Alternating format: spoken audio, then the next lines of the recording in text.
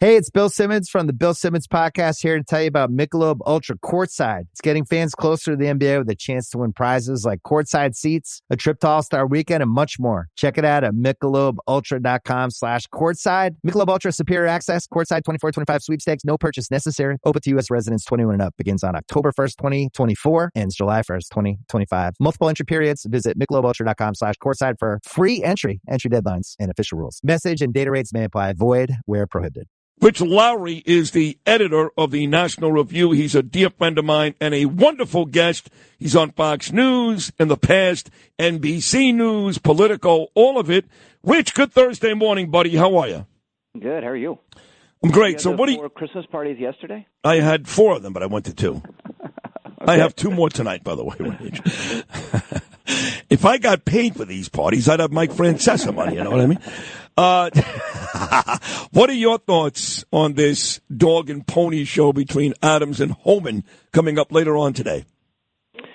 Well, look, I mean, Adams has a side eye on a pardon, right? So he's gonna play ball. He's always sounded better on immigration than other big city mayors, so I'll give him that. And if he'll actually be helpful to deporting these folks and getting them back out, and they don't deserve to be here, and some of them are a serious threat.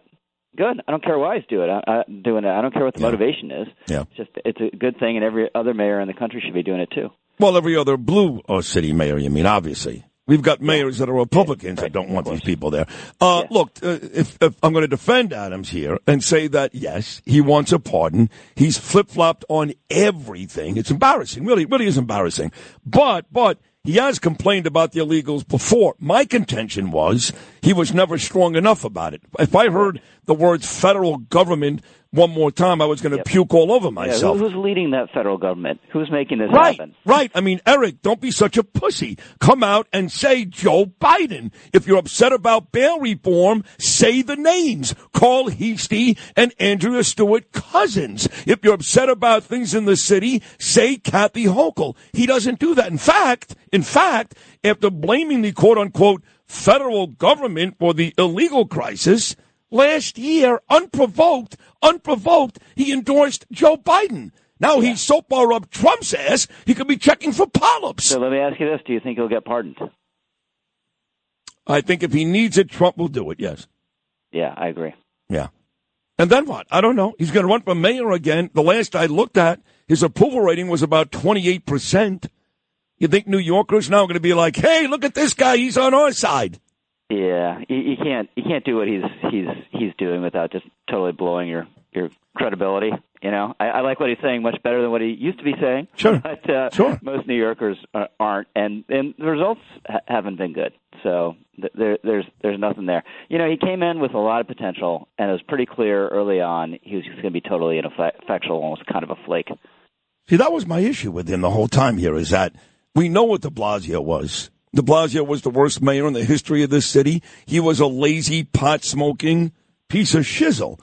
But much like you, I had very big expectations for Eric. You know, I know he wasn't the greatest cop. He wasn't Bo Dietl, okay? I think he made 7 arrests in 20 years. But there was law and order in his background. He said all the right things. He was a borough president. He was a senator. And meeting with him as often as I did last year, 2 years ago, I really got the feeling he cared about this city. So based on expectations, I would say he's every bit the disappointment that Bill de Blasio was. Mm-hmm. Yeah. Except for Adams genuinely is a charismatic guy.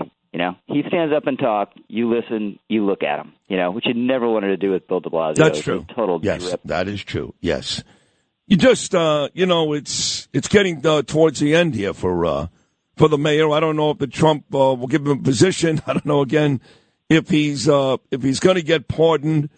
But it's interesting to watch this complete 180. I do want to move to President Trump. Did you know, because I didn't know this, that the president is going to ring the bell this morning at the New York Stock Exchange, and he's never done it before? That's amazing. That's bizarre that he's never done it before. Right? Like if there are 2 things he'd want to do, one would be on the cover of Time magazine, which he's going to do again, right, and ring the bell. That's true. What a week for President Trump. You're right. Cover of Time magazine, Man of the Year, and ringing the bell, and all of it deserved. You know, and a lot of his folks that they gave a very tough time to, the media I'm talking about, the media the last couple of weeks, they seem to be making headway, especially Pete Hegseth. When Pete Hegseth meets with Susan Collins, like he did yesterday, and both of them are saying nice things, I got to tell you, 2 weeks ago, I thought Hegseth was dead in the water. I was ready for Ron DeSantis. I'm starting to change my mind now. Too.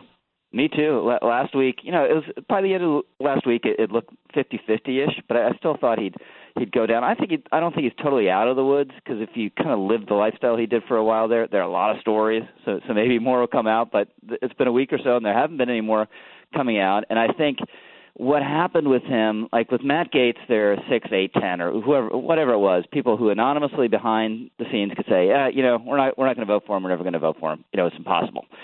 In this case, all the attention was on Joni Ernst. So there's one person who kind of was effectively the decider, everyone assumed was the decider, and that's a really awkward position to be in, because then everyone could say, every Trump supporter could say, yeah, go get her. We'll go primary her if she doesn't do the right thing. So she immediately, within days, changed her tune.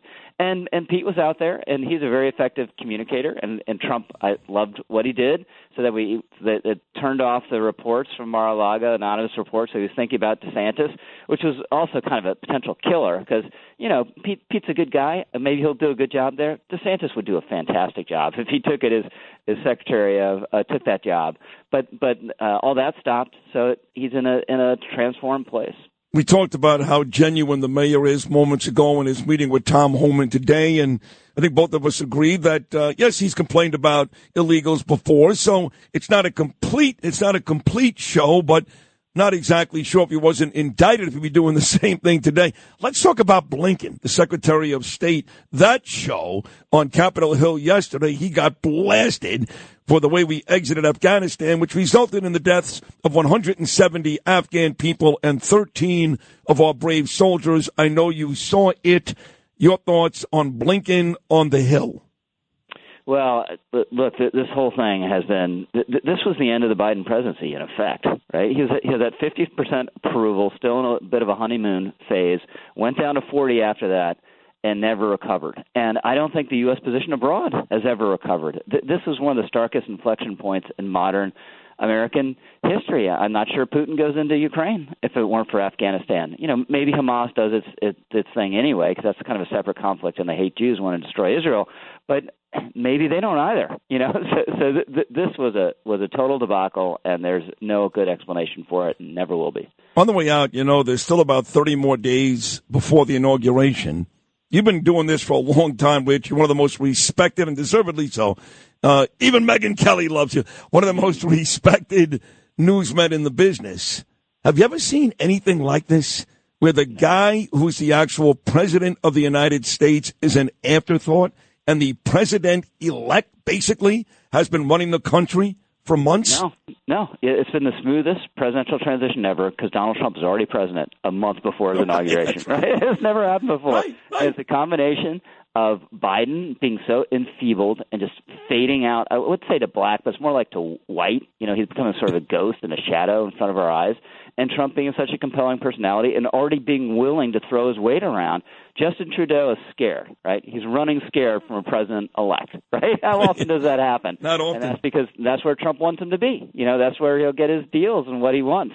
So, no, I've never seen anything about it like it. I was talking to colleagues about this the other day, and maybe during the Depression, when Hoover was just done and FDR was such a compelling personality and everyone was looking to what FDR wanted to do and how FDR was going to address it, maybe that was similar, but certainly we haven't seen anything like it in nearly 100 years. All right, Rich Lowry, one more appearance next week before we break until so 2025. You're not about Soto? Huh? I get off the hook on Soto? I don't get roused on Soto? No spike into football on Soto? The mixed sports metaphors? Yes. Congratulations. You guys are the evil empire now. We're just the mildly disliked. No, you guys, you signed Max Fried. That was big.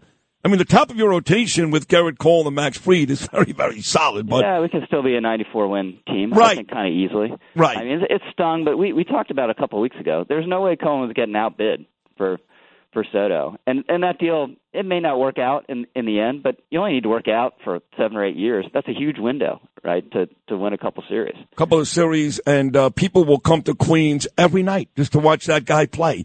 People always talk about, well, they got to win the World Series. Folks, there's 81 home games that Steve Cohen has to worry about.